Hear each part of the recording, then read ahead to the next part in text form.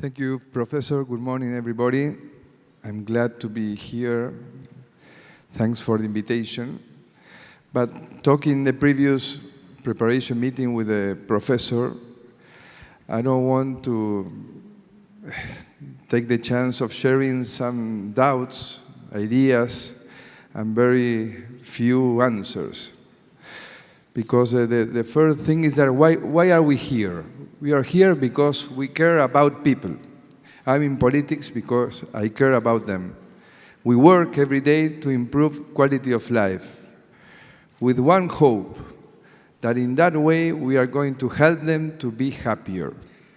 So that takes us to the obligation of defining what is happiness.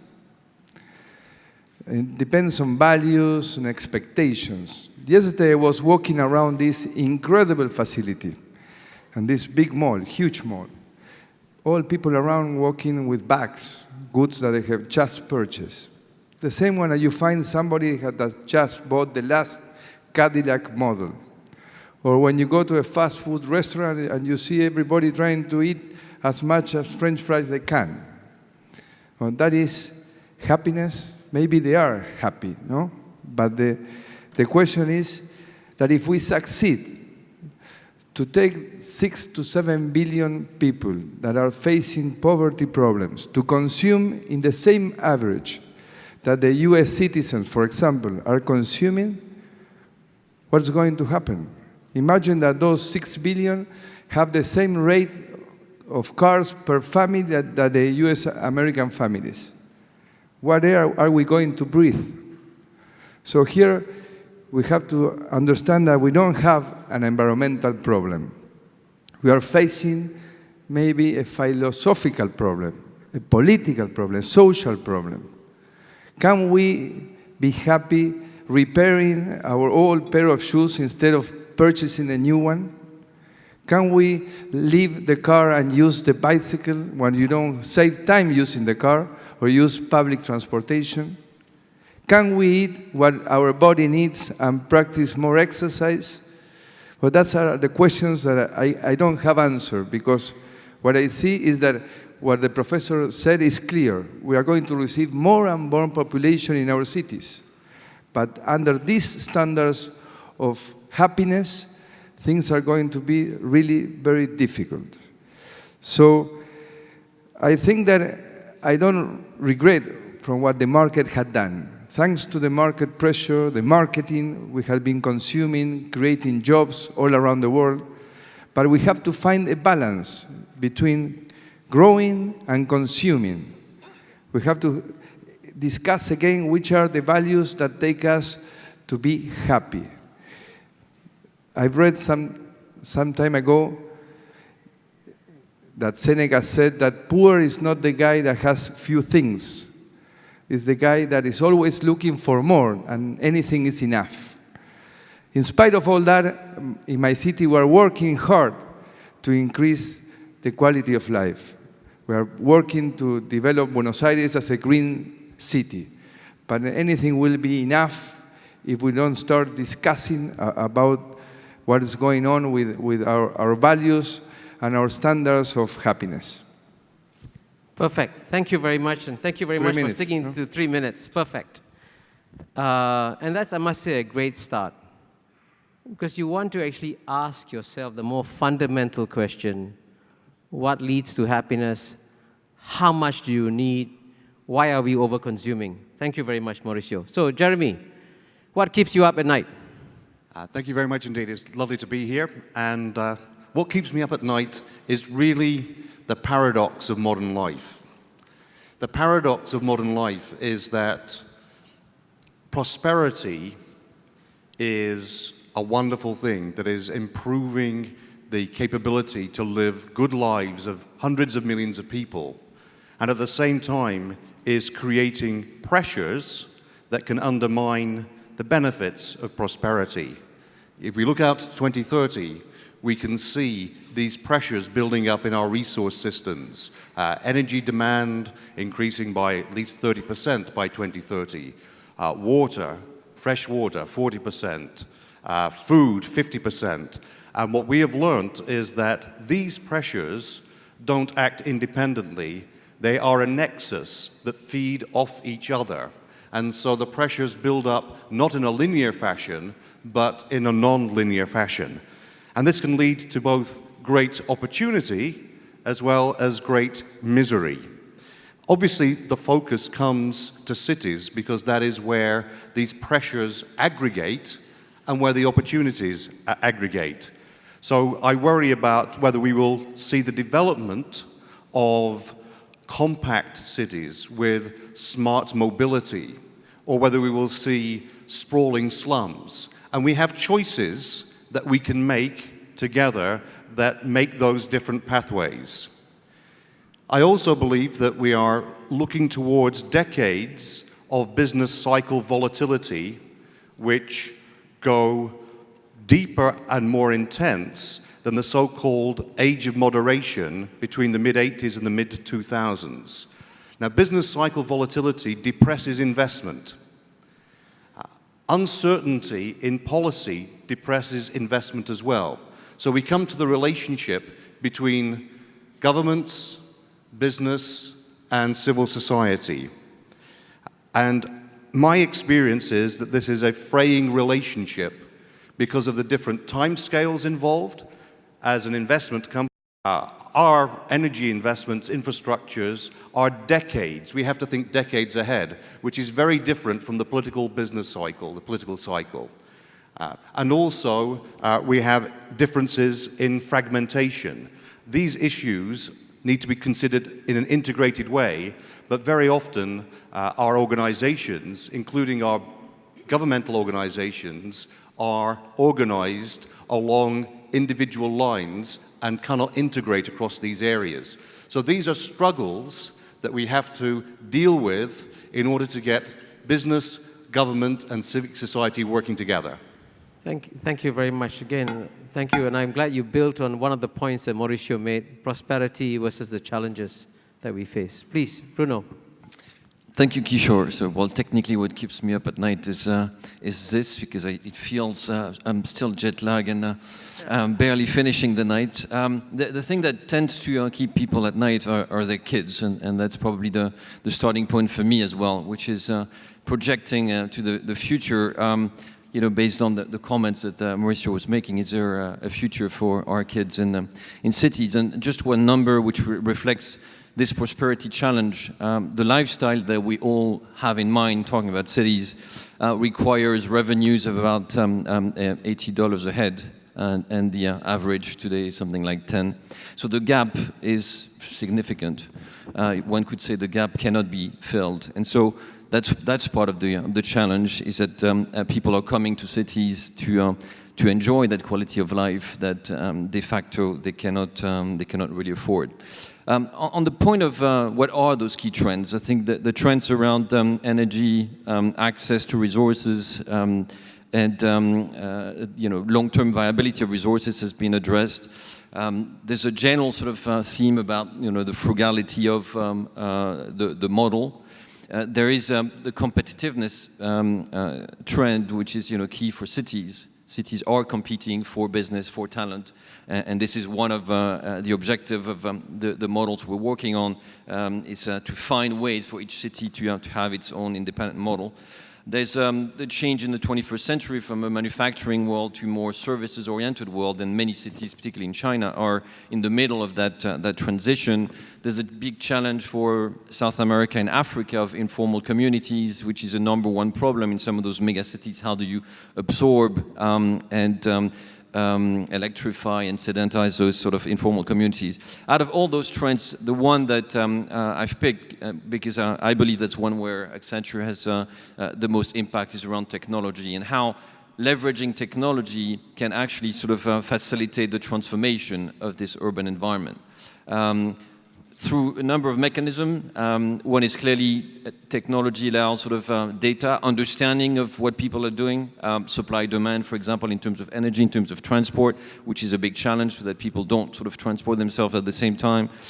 It's also inventing new business model, new ways of working, not necessarily sort of being present, finding sort of communication models that are different, that is developing new applications in the classic sort of Apple Store type of model. Example of a project we're doing with the city of Beijing, which is creating this a set of apps, leveraging data to provide entrepreneurs the possibility to invent new services that will transform the way the city operates. So at the heart of many of the difficulties that we've been talking about, one of the big trends we see as a hope, as providing solutions, will be leveraging technology and finding ways for cities and administration to understand how to use technology, because very often they are not the environments where technology is the most common. So here it is. Thank you. I think you're trying to inject a note of optimism about the technology. I don't know how many of you were present at the dinner last night when the winner of the Lee Kuan Yew Water Prize said you can recycle wastewater and get new water, new toilet paper, and new caviar. That's what technology can do for you. So, Kishore. Thank you, Kishore. A very good morning to all of you. I would like to begin by saying that we in India get it from both ends. Some of us are ready to join the industrialized world in their consumption standards, but many of us are still living at the margin of existence. So I wholly endorse the point made by the first speaker on the need for balance. And this is why in India, we repeatedly focus on inclusive development. Urbanization is there. If we are going to grow at 7 to 8% per year, much of this growth is going to be hosted in our cities and towns. So we need to invest in our cities. We need to provide employment to those who come to our cities. Now to come to your point of what keeps me up at night. While water and sanitation remain, very, very important challenges, I have no doubt that with focus, better governance, and through the involvement of the private sector, we would be able to solve these problems. What really keeps me at night is the thought of how much time and energy it will take me to get from one place to another. And the need for public transport, the need for urban roads, the need for traffic management systems, above all, the need for energy pricing so that we make the right choices. I think these are extremely important. In the committee that I headed, we came up with an estimate of $400 billion that India will need to invest over the next 20 years to take care of the need for urban roads, urban transport, urban traffic support infrastructure. So that's what really keeps me up at night. Thank you. Thank you. Yes, I've also been caught in a Delhi traffic jam. I've also been caught in a Beijing traffic jam. So before Mr. Zhou, before he speaks, I'm going to put on my translation device. So Mr. Zhou, you also have 3 minutes. Thank you. Good morning, everyone. First of all, I'd like to thank the organizers for this invitation and to let me come to this beautiful city and to also have all these interactions with all my colleagues here. What keeps me up at night is this: the transport situation, the traffic situation in Beijing, because I'm in charge of traffic conditions in Beijing. In 2009, the number of automobiles on our roads increased by 500,000.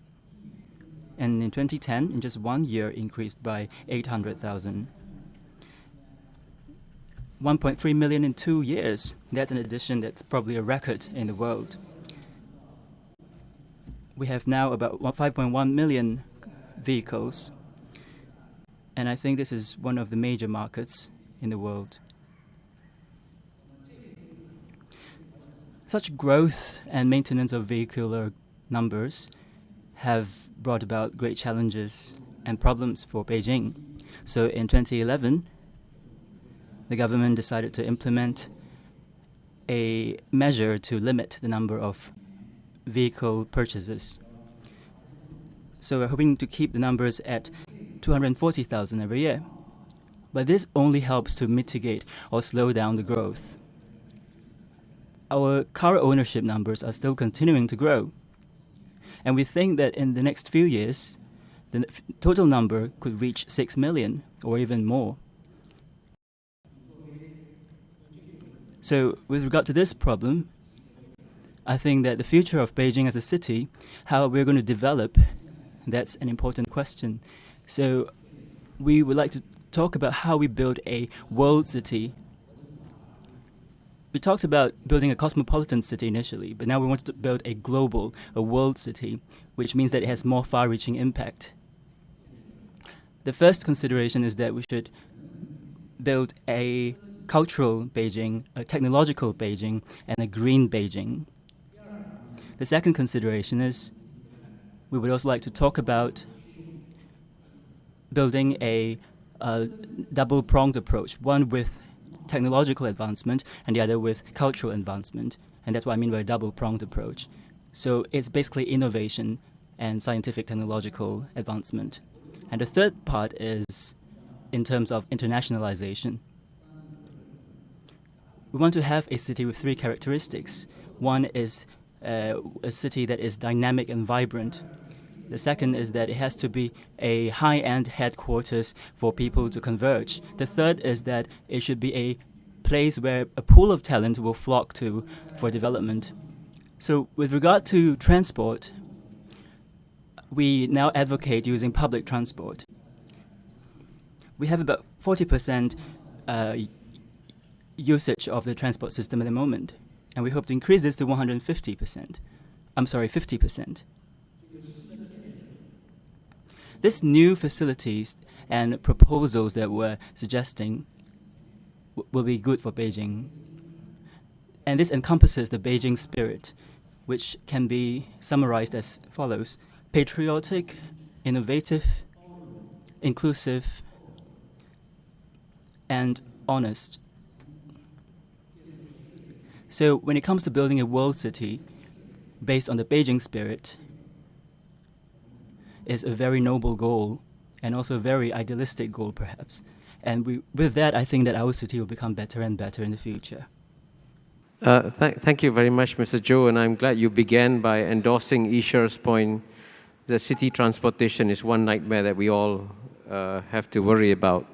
And by the way, in the second round, each of the speakers will be giving more information on their own local experiences also. So now, Konrad, you have the last but not the least word. Thank you, Kishore. What really keeps me up at night is the following. The global population is still growing rapidly. On top of it, urbanization takes place. So more and more people go into our cities. But when we look at the global trends, the resource trends, where the world will run out of oil, out of gas, where we'll have water shortages, where we have food crisis and food insecurity in many places of the world, where we will be short of raw materials in many places, we go towards an era of resource constraints and not resource abundance. But we are packed as humans in cities, and these cities are extremely dependent on these resource flows from outside, that we get water supply from outside, that we can discharge our waste to the surroundings again, into the nature, that we have air to breathe, that we have fuel, energy, and so on. And while the urbanization trend is going on rapidly, there is a resource decline when we look over the next 20, 30, 40 years. So the cities will come under extreme pressure. And I see this as a main concern. On top of it, we have induced climate change as humans. Climate change is going on rapidly. Last year saw the highest CO2 emissions ever that we humans have released. in spite of 40 years of knowledge and 20 years in principle, national government insight and the Framework Convention on Climate Change. So if we don't get a grip on this, if we don't take rapid, radical action to reduce CO2, to come to really zero carbon cities, we'll lose in the way that we reach tipping points of no return, because the natural systems are not going on in a linear way. We humans are always thinking in linear ways, saying if there is a higher problem, so there will be sort of, we can just deal with it in a linear way. In the natural systems, we reach tipping points where, for example, when now methane starts to be released from the tundra areas, the permafrost areas in the world, and methane is 20 or so times more potent as a greenhouse gas than CO2, then this accelerates global warming, and this again accelerates the release of methane. So, and then we come to a point where we humans can't keep it in boundaries anymore. So we are reaching these tipping points in many cases in the next years. So the next years will be really deciding on whether it goes wrong in a dramatic way or not. And I see our politicians and I see our national governments far from being able to actually get a grip on it and agree and take the necessary measures. So this is why many cities are now very desperate and say, then we have to take it in our own hands. And there is a great movement of cities that have signed the Mexico City Pact in order to agree on voluntary climate action. At the same time, they are concerned that they need to adapt to that part of climate change that cannot be stopped anymore, that will come anyway. And have also agreed on a framework called the Durban Adaptation Charter to take adaptation action. So cities are now really taking voluntary action at a global scale in huge movements, just for desperacy that the national governments don't get their act together. So I'm very concerned about this, and that we are considering sort of this and that in our cities while forgetting about the big global trends that are not really favorable. Thank you very much, Konrad. I must say, I want to thank the panelists for being so cooperative. You all stuck to 3 minutes. And at the same time, despite the shortage of time that each had of 3 minutes, you got a wonderful glimpse into the future over the next 20 years, what's coming. They've highlighted all the major factors that are coming. Now we'll go to stage 2. And here I'm going to begin with you, Jeremy, since you're the scenario man.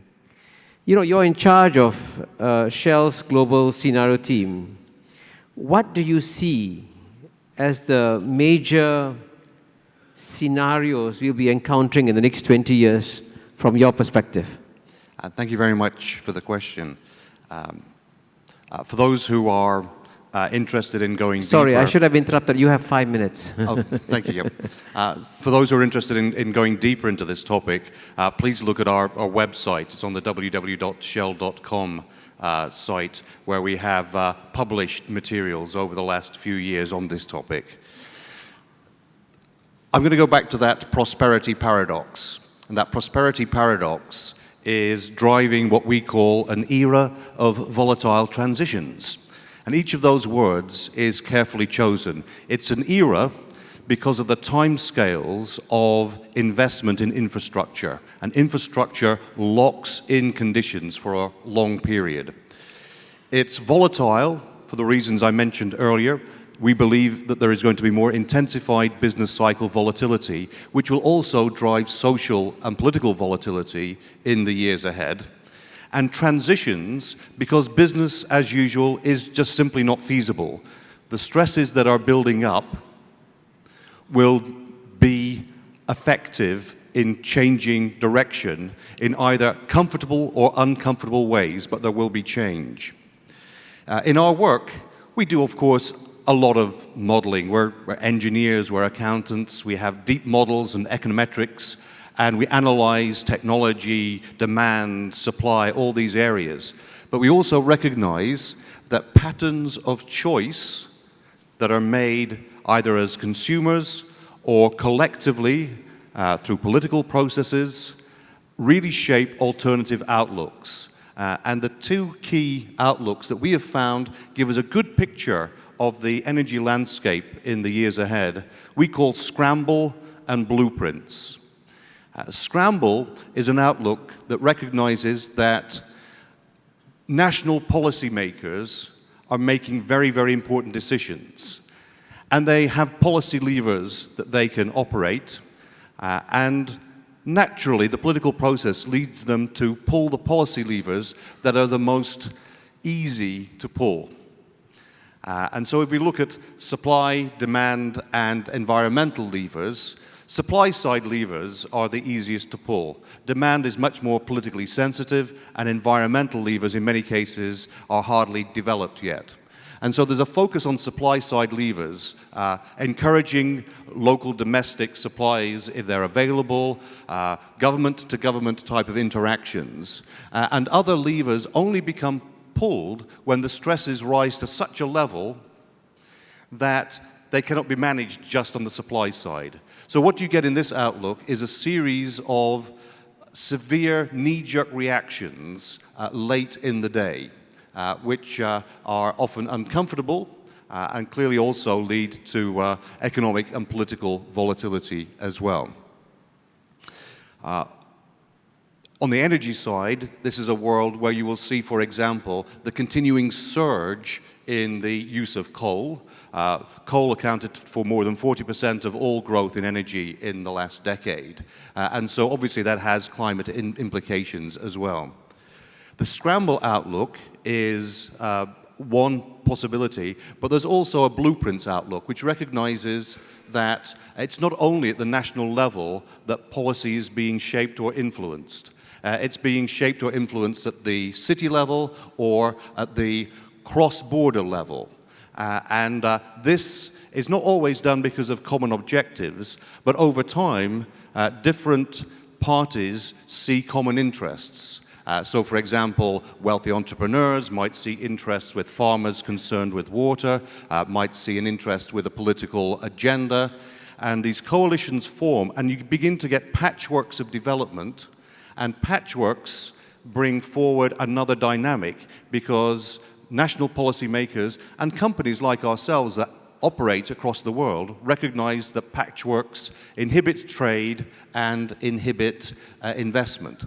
So you begin to get a harmonization of patchworks, and the demand side of moderating growth and the climate and environmental side of stresses are managed in a more coherent way over time. And so the outcomes become more sustainable, even though they've been politically difficult because of this interaction between national and non-national policy making. So at the end of this period, it makes a big difference because the regulatory underpinning of the energy system in one case has been delayed and in another case accelerated, and technology deployment has been delayed or accelerated. These are choices that we can make, and we believe that the most responsible choices are to follow the blueprints route, but that does recognize that, again, business, government, and civil society need to find the ways to work better than has been seen in the last decade.